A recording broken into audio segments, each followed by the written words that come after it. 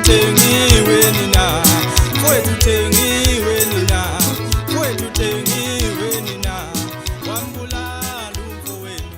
kahle kahle ubenzeni.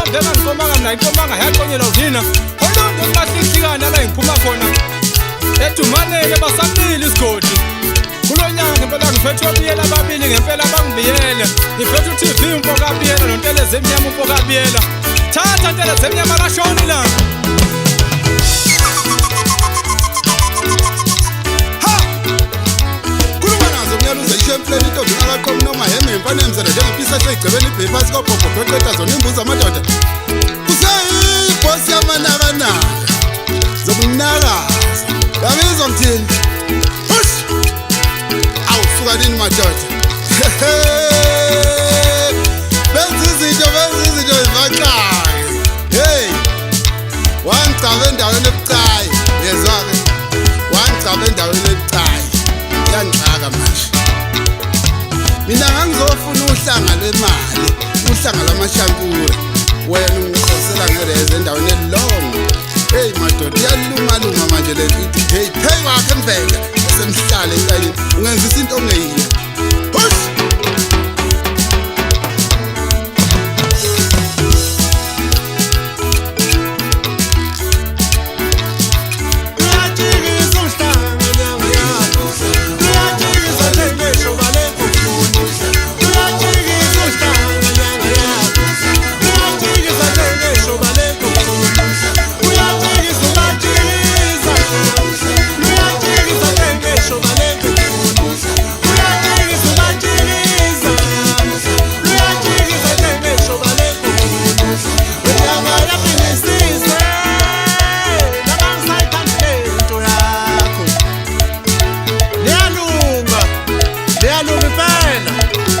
Nehluleka lapho uphusha amathalente nabe nezinyangeni nithi nifuna ihlanga nifuna ukugcatshwa nithandwa abantu umuntu akophutsha ithalente lakhe ningahambi nezinyangeni iyakulungisa inyanga yakugcaba kancane akuyokemiyaka lento enyenzayo sho mina ngisho kini hayi Ufanini umthakathi ngangigula ngingaphilile kahle ngaye enyangeni ngiyocela usizo nokuthi ingelaphe ingiciphele izitha zami izishaye ngempinda mshaye kanti ngiyazosa kunyanga mbumbulu ithini iBhayibheli yamaHubo 58 verse 5 lingalaleli izwi lezinyanga ezilumba amalumbu ngokuhlakanipha yangigila inyanga yangigcaba uhlanga lokuthakatha